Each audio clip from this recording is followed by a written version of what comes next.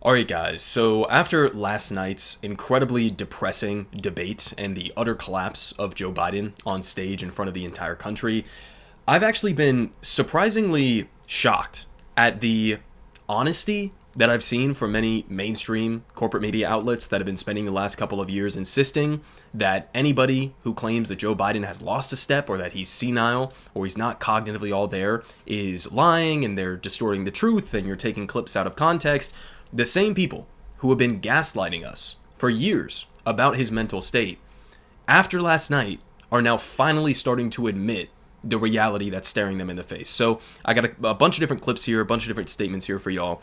Most of them, again, are people who are recognizing the dire situation that Democrats are in. Some of them, like Newsom and Kamala Harris, we're going to see some coping and trying to explain away his performance from last night. But let's just go ahead and jump in here. This was basically right after the debate wrapped on CNN, and you're going to see John King on the CNN panel here sort of lay out how bad the situation was.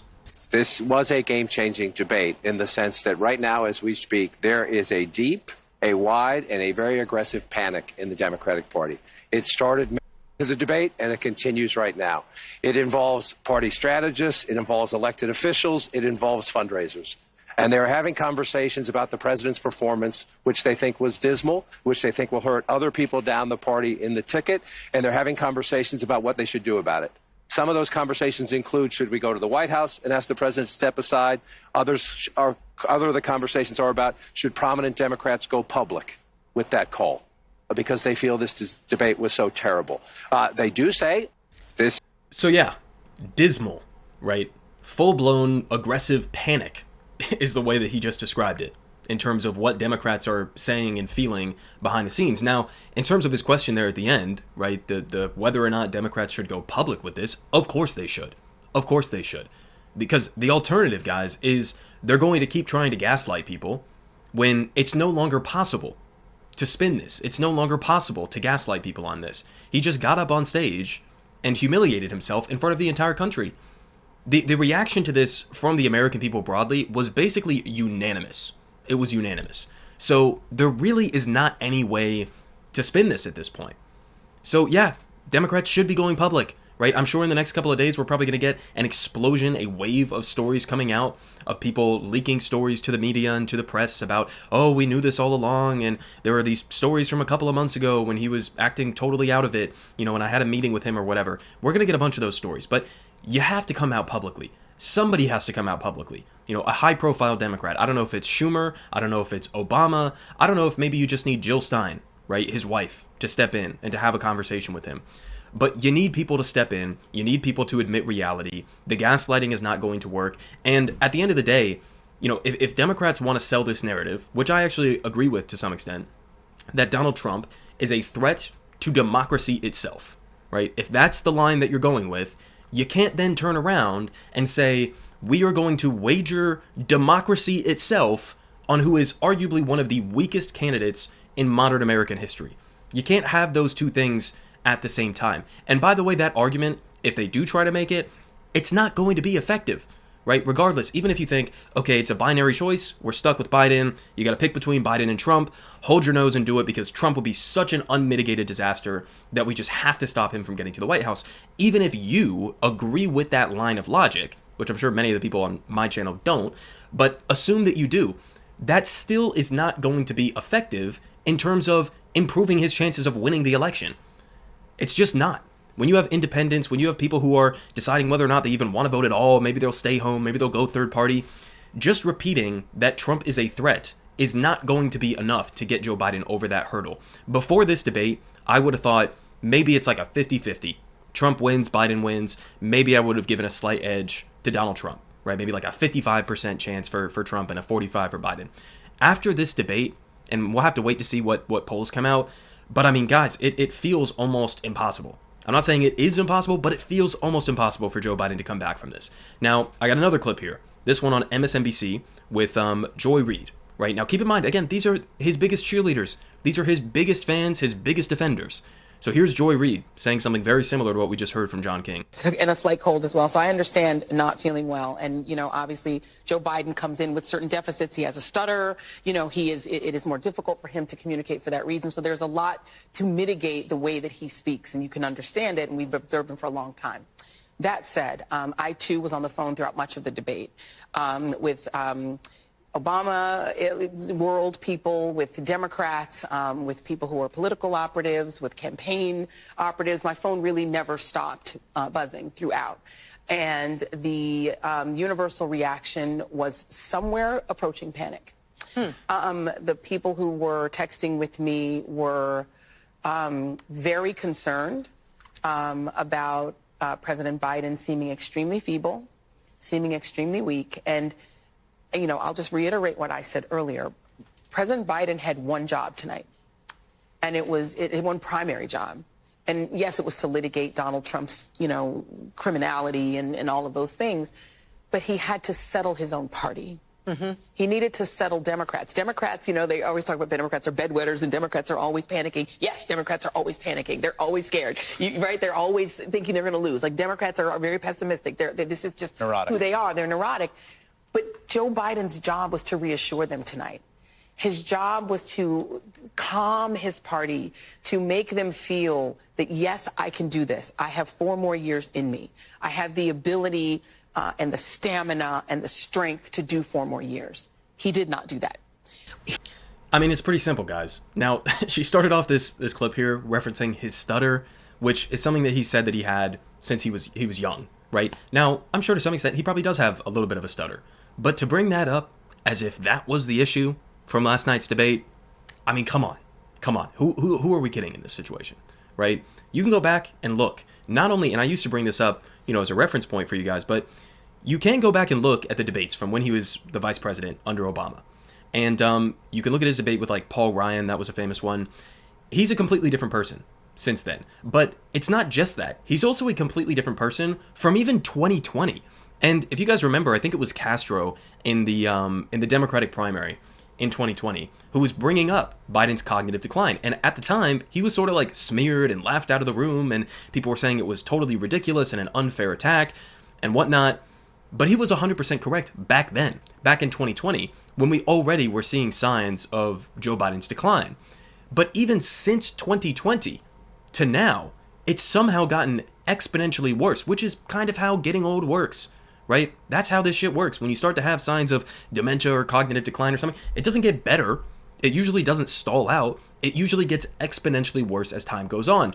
So the idea that Joe Biden is going to be able to not only win this election in November, but the idea that he's going to be able to be the president for the next 4 years, who believes that? Who believes that at this point? I got some statements here. In fact, I'll just show you guys right now because I'm bringing it up. But here's pointed out by Dave Wasserman. The debate making abundantly clear that Biden's insistence on running for another term, when 66% of voters in a recent swing state poll believe it's likely he won't be able to finish a second term, has gravely jeopardized Dems' prospects of defeating Trump. Guys, 66%, a majority, basically a supermajority, of swing state voters don't think that Joe Biden is going to make it through his second term. Right? You can't come back from that. You're not getting any younger. People's confidence is not going to get significantly better after this, right? So, I mean, 66%, I mean, it's genuinely unbelievable. Now, the other way that hurts him is not just like a lack of confidence in Joe Biden himself. It's also the fact that he has Kamala Harris as his vice president, somebody who's just as unpopular as Joe Biden himself. Somebody who I think most Americans think is like almost a meme at this point. Somebody who most Americans, if she was to stand alone running for president, probably wouldn't support either. So it's not as if you have like somebody really strong standing in the wings, right? That Democrats or the independents or whatever can look at that and be like, well, even if Joe doesn't make it through the next 4 years, we got this guy or this girl standing in the wings and she'll be able to handle it, right? That is not the case. If anything, Kamala might even be dragging Joe Biden down, which is saying a lot because Joe Biden is dragging the entire Democratic Party down right now. Remember those polls that I showed you guys of how well Senate Democratic candidates are doing in swing states right now compared to Joe Biden? In some of these polls, guys, there's like a 10-point swing between where Joe Biden's at versus where the Senate Democratic candidate is at. In other words, if you were just to put like a generic Democrat, even somebody who I don't really like Newsom or Gretchen Whitmer or whatever the case may be, if you were just to sub in a generic Democrat to go up against Trump, they would most likely blow him out of the water. Joe Biden is probably the weakest candidate, outside of maybe Hillary Clinton and maybe Kamala, that you could possibly have on the November ballot. So something has to be done. Something has to be done. Now, I'm glad that there are some like murmurs, some things that are happening behind the scenes. Democrats are panicking. Good, you should be panicking. Now do something about it. Now come out publicly. Now get a plan in order so that he's not on the ballot in November. That's what you need to do. Now we move on. Here's another one. Van Jones over on CNN on the same panel, who, I'm serious, guys, looks like he's about to cry in this clip. I'm not even kidding. Let's watch this. There is no two ways about it. That was not a good debate for Joe Biden. Ben? That was painful. I love Joe Biden. I work for Joe Biden. He didn't do well at all. He did not do well at all. And he looked, I'll give you the analysis, kind of have the old man versus the con man. I can walk you through how I'm supposed to see it and say it, but I just want to speak from my heart. I love that guy. That's a good man. He loves his country. He's doing the best that he can. But he had a test to meet tonight to restore confidence of the country and of the base, and he failed to do that. And I think there's a lot of people who are going to want to see him consider taking a different course now. We're still far from our convention, and there is time for this party to figure out a different way forward if he will allow us to do that. Guys, Van Jones is saying, there's a lot of time till the convention. Can we get a plan in order?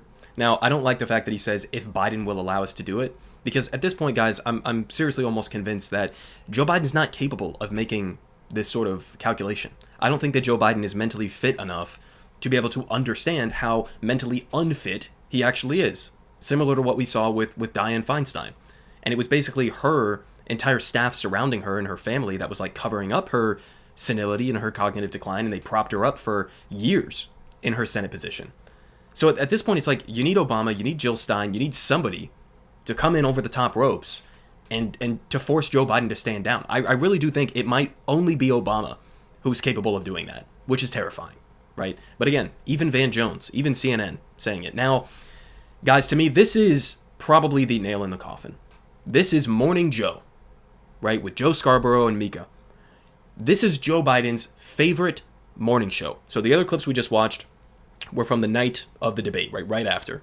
This is from this morning. So they had a chance, they sat down, they thought about it, and this is by far, the most brutal coverage that I've seen from these two against Biden. Now, it's pretty milquetoast relative to how I cover Joe Biden, right? But let's just go ahead and listen to this, guys. This might be it here. Well, I think I should start by saying, without any apologies, that I love Joe Biden and Jill, and I will gladly debate anybody, anytime, any place, anywhere over the issue of whether Joe Biden has been the most effective president in passing bipartisan legislation, in expanding NATO, in responding to the rising threat coming from China, by flexing America's strength around China, by having the strongest economy in the world, bar none, the strongest economy actually relative to the rest of the world in 50, 60, 70 years, the strongest dollar in half a century, the strongest military relative to the rest of the world, I would argue, and many others would argue, since 1945. I think his presidency has been an unqualified success. If, however, you believe, as do I, and as do so many people who watch this program and who fear just how dark of a place a second Donald Trump term will take America, then I think it's critical that we ask the same questions about this man I love, respect, and whose public service in saving this country from Donald Trump over the last 3.5 years I honor and always will. I think we have to ask the same questions of him that we have asked of Donald Trump since 2016, and that is, if he were CEO and he turned in a performance like that, would any corporation in America, any Fortune 500 corporation in America, keep him on as CEO? Okay, so it took about 2 minutes of them jerking Joe Biden off like 50 different times, but they got to it there at the end, right? The basic gist is, if this was a CEO of a Fortune 500 company, would they keep him on after delivering that kind of a performance? The answer is obviously no, and that's the implication that he's trying to give there, right? So again, for Morning Joe, as you could tell by the whole lead up to that ending conclusion, where they were almost talking as if this was like Biden's funeral or something, right? But they jerk him off for the first 2 minutes, and then he finally gets to it. And he's like, listen, I love you more than anybody. Please don't be mad at me, but that wasn't so good. And maybe you shouldn't be in this position. That's, again, the only reason I put you guys through the hell of listening to that entire build up there is because this is Morning Joe. And so, again, because this is, such an important show for Joe Biden, then when he turns, when Joe Scarborough is turning against Biden and subtly hinting that you need somebody else to step in, that it might be Jover. It might be Jover. Now, one more. I won't even play this clip here, but we also had CBS correspondent Ed O'Keefe, who said there were at least some House Democrats who were gathered tonight watching this together, talking to the White House about having him step down. That's how bad it was. We're like approaching 25th Amendment territory right now. Jon Stewart, in his live reaction after the debate last night, he called Joe Biden's old man stare, that's what I've been calling it, he called it the 25th Amendment resting face. That's what Jon Stewart referred to it as, and I think he's 100% right. Like, we're actually getting to that territory where that's a reasonable thing to have a conversation about. Now we get to Kamala Harris with Anderson Cooper. Anderson was actually pressing her on Joe Biden's performance here, and let's just go ahead and listen to her try to weasel around into a way to cope with what just happened here. John King has described a panic inside the Democratic Party right now because of President Biden's performance in tonight's debate. He's been hearing from Democratic lawmakers and others around the country. Some within your own party are wondering if President Biden should even step aside. What do you say to that? Listen, first of all, what we saw tonight is the president making a very clear contrast with Donald Trump on all of the issues that matter to the American people. Yes, there was a slow start, but it was a strong finish. And what became very clear through the course of the night is that Joe Biden is fighting on behalf of the American people, on substance, on policy, on performance. Joe Biden is extraordinarily strong. And but I'm sorry, on substance and policy and performance tonight, I mean, the president's performance tonight clearly was disappointing for his supporters. CNN is reporting Democratic lawmakers watching the debate were worried about the president's performance. One said it was a disaster. Another called it a train wreck. Those are Democrats especially worried that Biden did not punch back on Trump's lies. Listen, people can debate on style points, but ultimately this election and who is the president of the United States has to be about substance. And the contrast is clear. Look at what happened during the course of the debate. Donald Trump lied over and over and over again, as he is wont to do. Okay, so there's no way to spin this, guys. There's just not. There's just not. I mean, sure, you could bring up the fact that Trump lied a million times. Yeah, he did. That's fair. That's fair to point that out. But to turn around and to say, after what everybody else is recognizing was a horrible performance, and to say Joe Biden, is obviously the superior in performance and substance and whatever else. I mean, it's just ridiculous. It's ridiculous at face value. The performance was awful. That seriously might have been the single worst debate performance in American history. I'm not even trying to exaggerate at all. It might actually be the single worst performance in American debate history. So, of course, she's the vice president, so she's going to try to, spin this and cope with this as best as she can.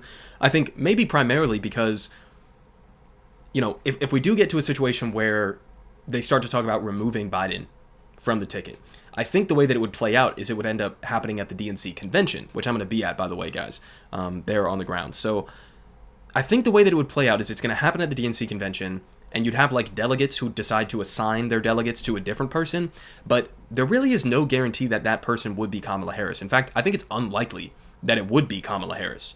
So in a way, like, she kind of has an incentive here to stick up for Joe Biden, because I think if he drops out or if he's pushed out, she's probably fucked too. And I don't think that Democrats, they'd probably sub in like Gretchen Whitmer or Gavin Newsom or something.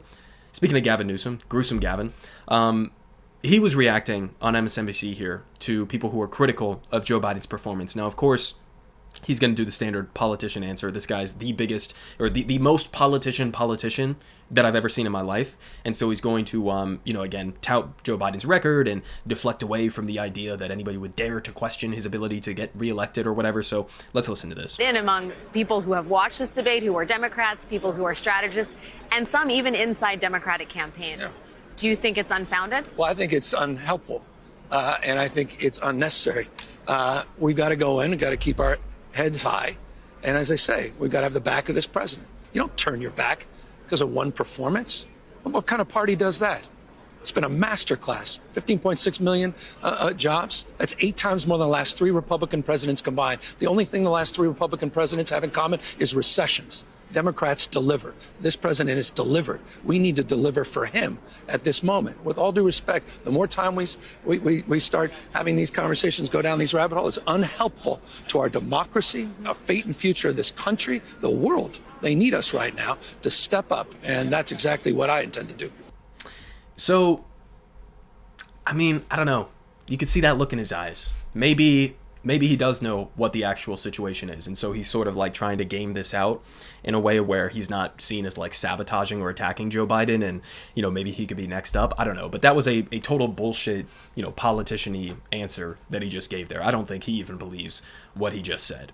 And I mean, if this is about like, what's helpful and what's not helpful to protecting democracy, again, if you want to protect democracy from Donald Trump, then don't put up the weakest candidate in modern American history. Pretty simple concept there, right?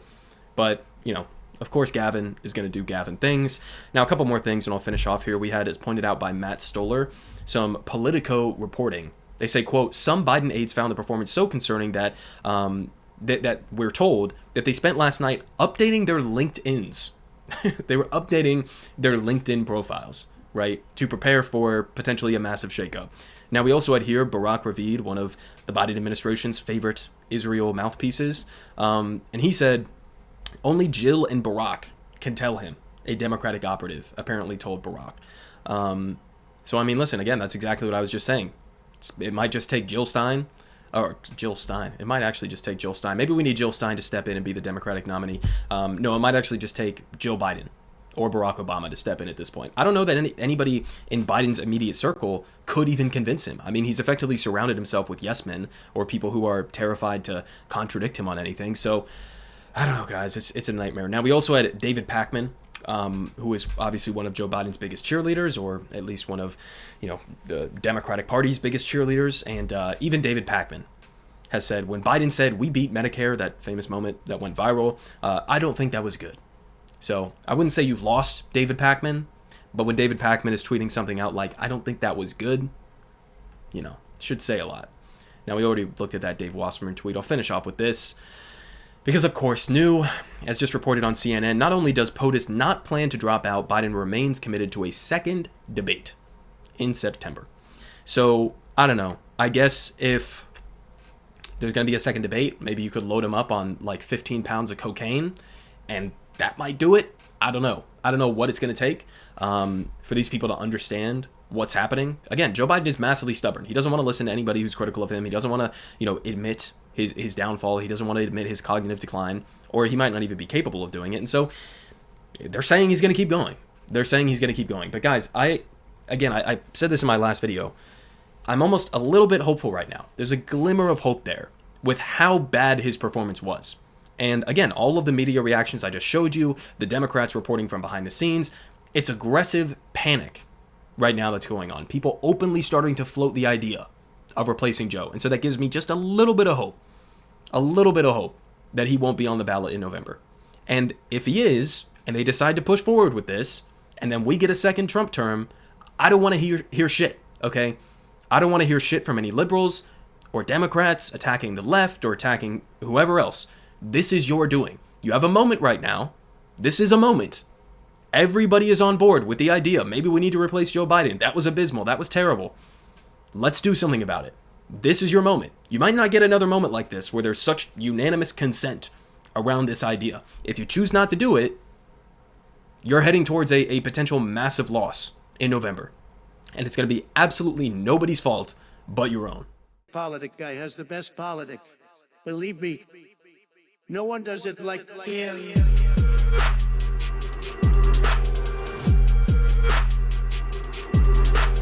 Believe me.